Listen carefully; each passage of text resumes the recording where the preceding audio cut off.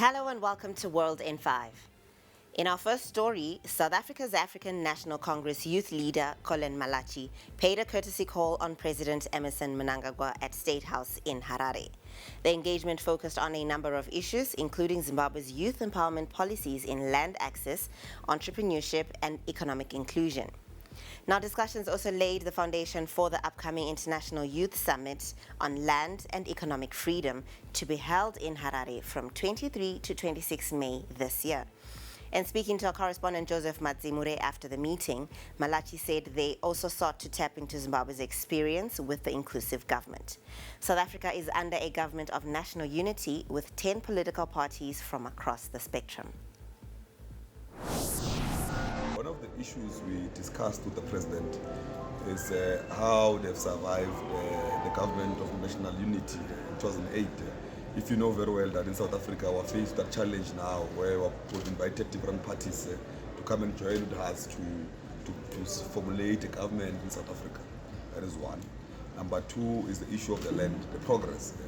If you remember in the beginning of the land issue, there was a lot of noise around Zimbabwe on the issue of land. Now there's progress now, and I've seen them giving tractors to young people. They are giving farms to young people to farm because they believe it's them who must run the food basket of Zimbabwe on the issue of food security. Now there's just a lot we've discussed, but also centered to it is the Youth Summit, Africa Youth Summit on the 25th of May. That will be held here in Zimbabwe together with my brother, the chairperson of Africa Youth Congress. We have engagement on formulating a strong team to organize this thing to be a success. We'll be traveling the whole of SADC and other parts of Africa, mobilizing progressive youth that share the visions and the objectives that we share together with ZANU-PF. More than 100 officials and employees from the Ministry of Home Affairs signed integrity pledges to reaffirm their commitment to fight corruption. The signing ceremony was held in Harare and overseen by the Zimbabwe Anti-Corruption Commission. And our correspondent Francisca Musheche witnessed the signing ceremony and gave us the following report.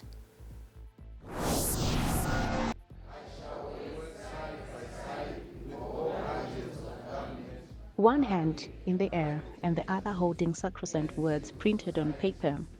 In unison, staff from the Home Affairs Ministry made a public commitment to fight corruption. And comply with all the laws of Zimbabwe. So help me God.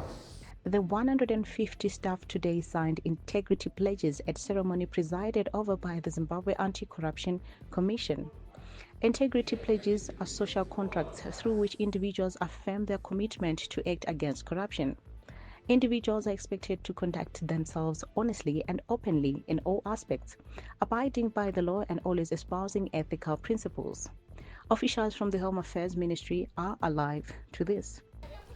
As a ministry, we have taken the move to commit everybody in the ministry to sign the pledge so that they understand the implications of corruption, that it is wise or even it is advantageous to prevent it than to process it. So we are saying as a ministry we have taken the long step to ensure that we commit to what is on paper and implement it on a daily basis as we perform our duties. The fight against corruption is a critical pillar of Zimbabwe's vision of an upper middle income society by 2030. It is believed that by rooting out corruption, government can create a more favorable environment for investment, economic growth, and sustainable development. This initiative is to ensure that we interact with people in our various departments on a daily basis. We are ensuring that we serve the citizen in the shortest possible time. Zimbabwe's leader, President Emmerson Mnangagwa, has removed Sithembiso Nyoni from the position of Minister of Environment, Climate and Wildlife with immediate effect. The Chief Secretary to the President and Cabinet, Dr. Martin Rushwaya, confirmed the removal in a statement, and Dr. Rushwaya did not give further details. In other news, 2 Zimbabwean men and their South African associate have been jailed for 5 years after they were arrested while hunting for rhinos in Limpopo province. According to court details on March 22, 2024, members of the Limpopo Provincial Stock Theft and Endangered Species Unit conducted an operation targeting suspected rhino poachers in the Waterberg district. And during the operation, a suspicious vehicle was identified and stopped. The trio was busted by alert security officials who recovered a firearm, ammunition, and a knife. The trio pleaded guilty in the Mahwelerang Regional Court to charges of conspiracy to commit rhino poaching, unlawful possession of a firearm, and unlawful possession of ammunition. Meanwhile, a spokesman for UN Secretary-General Antonio Guterres warned that tariff measures may profoundly harm the global economy's interconnected structure. The UN consistently encourages member states to settle trade disputes through constructive dialogue or established mechanisms. I mean, I think we've spoken about the issue of tariffs, and our position remains the same. So, we live in a very much in a global, interlinked economy.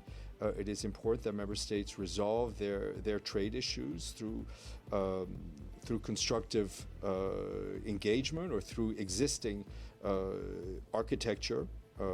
Whether it's within the UN or not. And we've seen other countries put up tariffs.